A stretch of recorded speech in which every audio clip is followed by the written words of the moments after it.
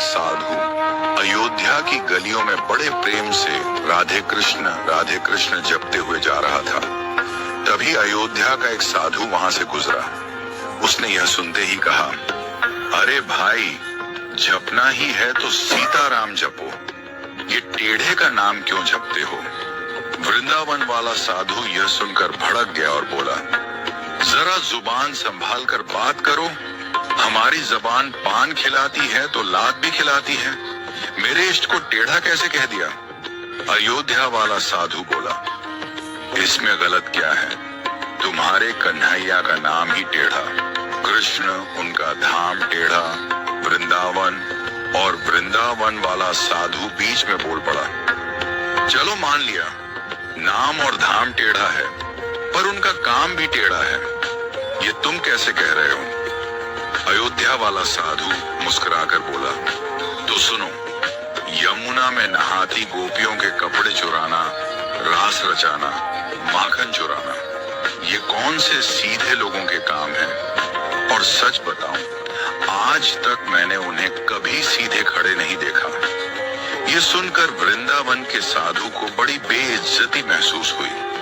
वह सीधा बिहारी जी के मंदिर पहुंचा, अपना डंडा और डोरियां पटक कर बोला, इतने सालों तक खूब उल्लू बनाया लाला तुमने, ये लो अपनी लखुटी कमरियां और सोटी भी। अब हम तो चले अयोध्या, राम जी की शरण में। बिहारी जी मंद मंद मुस्कुराते हुए उसके पीछे पीछे आए, उसकी बाह पकड़कर बोले, अरे भाई, लगता है किसी ने तुझे गलत भड़का दिया है, पर अगर जाना है तो तेरी मर्जी।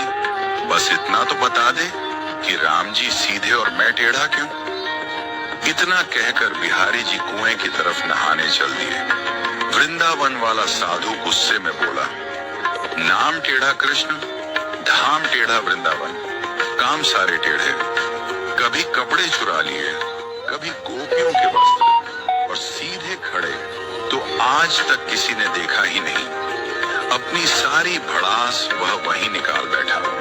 बिहारी जी मुस्कुराते रहे और चुपके से अपनी बाल्टी कुएं में गिरा दी। फिर बोले, अच्छा तू जा, लेकिन जरा मदद तो कर, सरिया ला कर दे ताकि मैं अपनी बाल्टी निकाल लूं। साधु सरिया ले आया। श्री कृष्ण ने उसे बाल्टी निकालने की कोशिश की, पर सफल न हो सके। साधु हंसकर बोला, अरे इतनी अकड़ नहीं है क्या? सीधे सरिये से भला बाल्टी कैसे निकलेगी? जरा सरिये को टेढ़ा कर फिर देख, एक बार में बाल्टी निकल आएगी।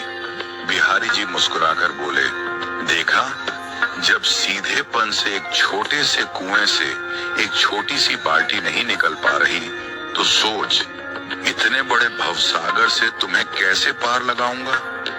आज का इंसान तो पापों के इस गहरे सागर में डूबा है, और उसे निकाल पाना मेरे जैसे टेढ़े के ही बस की बात है। यह सुनकर साधु की आंखें भर आईं, उसके भीतर का भ्रम टूट गया। वह गदगद होकर बिहारी जी के चरणों में गिर पड़ा और आंसुओं से भीगा स्वर में जपने लगा, राधे कृष्ण, राधे कृष्ण। उसकी आवाज गलियों में गूंज उठी, जय श्री राधे कृष्ण, जय गोविंदा। वृंदावन का एक